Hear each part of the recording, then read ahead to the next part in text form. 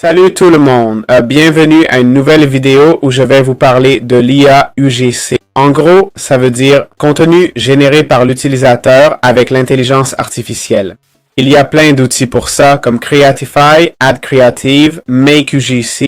On peut choisir celui qui nous convient, mais prenons Creatify par exemple. Ici, ça va nous générer une pub, ok? Pour notre produit, que ce soit pour un e-commerce ou autre chose. En général, on utilise un avatar d'IA dans ces cas-là. C'est quoi un avatar? Un avatar, c'est l'image d'une personne censée être réelle et cette image est animée. On anime les lèvres en synchro avec la parole, les clignements des yeux, etc. Cet outil nous permet d'écrire le script avec l'IA, ce qu'on fait souvent pour ce type de contenu, puis de l'envoyer. Donc voilà, si on veut commencer, on lance l'outil, celui-ci ou un autre, et c'est parti. Alors, quelle est la clé pour que le contenu IA généré par l'utilisateur ou AI UGC fonctionne bien? D'abord, c'est souvent difficile, pas à cause de l'IA. On voit du contenu IA qui marche très bien avec des outils comme Clipwise qu'on a présenté sur la chaîne. Où est vraiment la clé? La clé est dans le type de contenu. Pour débuter, je suggère du contenu court pour éviter la saturation et l'édition longue. L'astuce est d'ajouter du dynamisme. Comment ajouter du dynamisme? Par des mouvements ou des images en mouvement constant. Une règle dit que toutes les 2 secondes, un nouveau plan ou élément doit apparaître à l'écran. Il y a aussi la règle des 3 secondes que je trouve discutable. Elle dit qu'il faut capter l'attention dans les 3 premières secondes de la vidéo. C'est vrai, mais en réalité, on n'a qu'une seconde.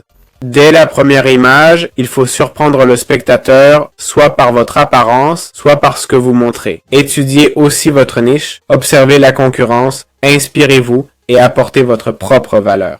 On peut dire plein de choses générales, mais tant qu'on ne s'y met pas, on ne pourra pas le faire correctement. Ça demande de la pratique. Même si on pense créer des vidéos virales avec l'IA, ça n'existe pas vraiment.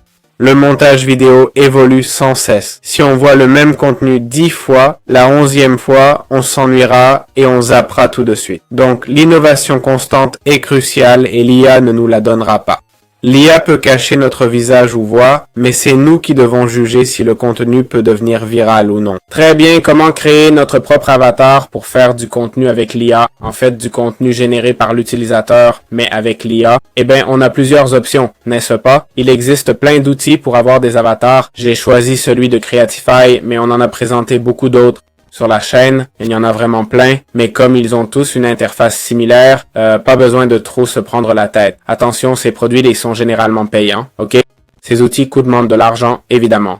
Donc, allons dans la section vidéo ou avatar et cliquons sur créer maintenant, d'accord? Créons une vidéo d'avatar, par exemple. Si on veut créer une vidéo d'avatar, on peut sélectionner l'avatar ici, ok? Je sais pas, cette fille-là, et mettre un texte. Salut, bienvenue à cette vidéo. On peut aussi utiliser l'IA pour écrire. Chacun l'adapte à sa façon, hein? On clique sur suivant, et là, on devrait pouvoir créer la vidéo. Comme vous voyez, on me demande de me connecter. Ça dépend de l'outil, je le répète.